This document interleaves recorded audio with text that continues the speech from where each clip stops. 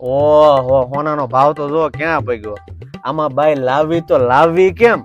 હોના કરતા તો બાઈ મોંઘી પડે. અને આમાં તમે લગ્ન કરો તો 5-7 લાખ ના ઘરેણા ગણી લો, બીજો 5-7 લાખ નો ખર્ચો ગણી લો, જમણવાર છે, ડીજે છે, મંડપ છે.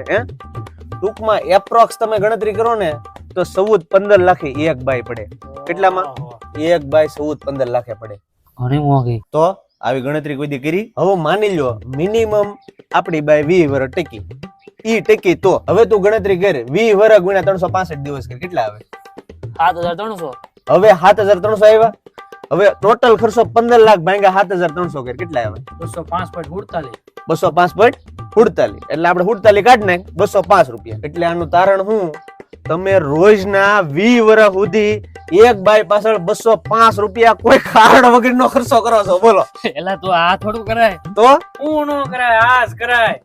એક ઈ બાઈ ને તમે અહીં લાવીને દાળિયા મોકલી ગયો, હા 400 રૂપિયા આવે તો તમારે 195 નો ફાયદો થાય. એટલે આ જ કરાય. હવે આ નો કરાય.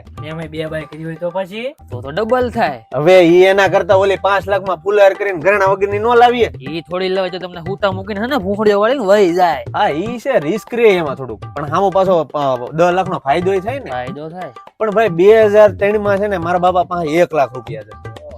ફોની પાસે ગયા, ન્યા એનું શરબત પીને પાછા ઘરે વી આવ્યા, અને પાછા ઈ પૈસા પાછા દાટ દીધા, ત્યાં ઉધી ખાઈ ગઈ. ટૂંકમાં અત્યારના સમયમાં છોકરો પરણાવો ને ઈ ગરીબ માણસનું છે ને કામ નહીં. એ ગરીબ માણસ એમાં પૂરો થઈ જાય. હા પણ આમ ગણતરી કરો ને તો ઘી ઢોળાય ખીચડીમાં જ ઢોળાય. જે તમે ઘરેણા તમારે બાયુને સડાવો એ આપણી ઘરે જ પાછા આવવાના છે ને, એટલે બધું હતું નીનું ઈ જ છે. પણ એ શરૂઆત જે સડાવવા ને ઈ અઘરું પડી જાય, રોકાણ કરવું અઘરું પડી જાય.